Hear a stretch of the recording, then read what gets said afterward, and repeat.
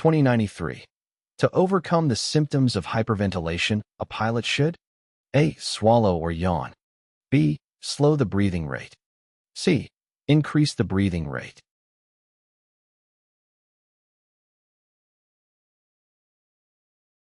The correct answer is B. Hyperventilation is a condition characterized by rapid and deep breathing, which can lead to an imbalance of oxygen and carbon dioxide levels in the body. This imbalance can result in symptoms such as lightheadedness, dizziness, tingling sensations, and feelings of anxiety. Slowing the breathing rate helps restore the balance of oxygen and carbon dioxide in the body. Taking slow, deep breaths and focusing on exhaling fully can help regulate breathing and alleviate the symptoms of hyperventilation. 2097.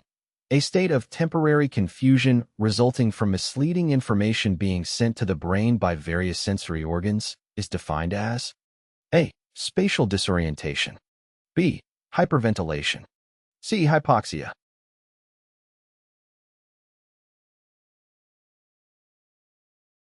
The correct answer is A.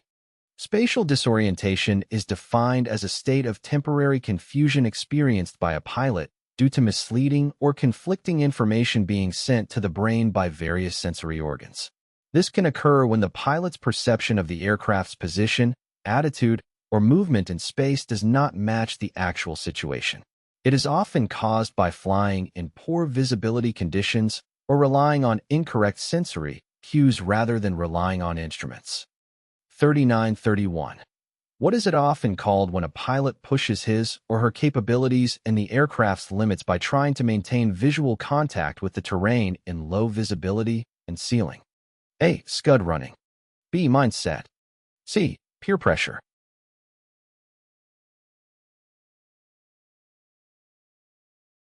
The correct answer is A.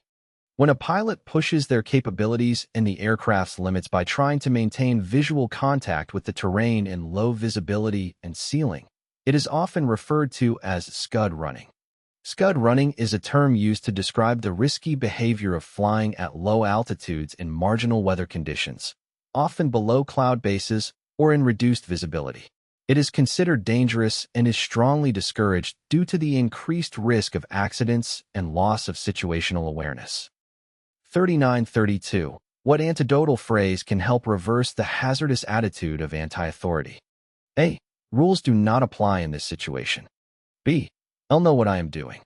C. Follow the rules.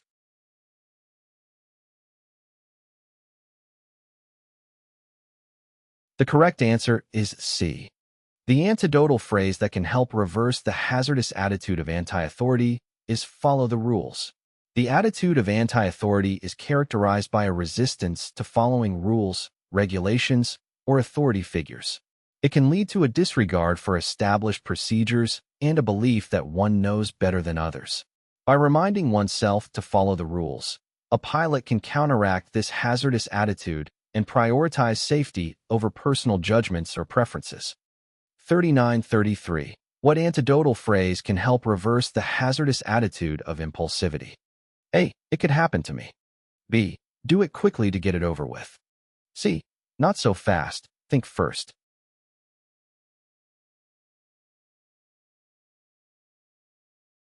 The correct answer is C.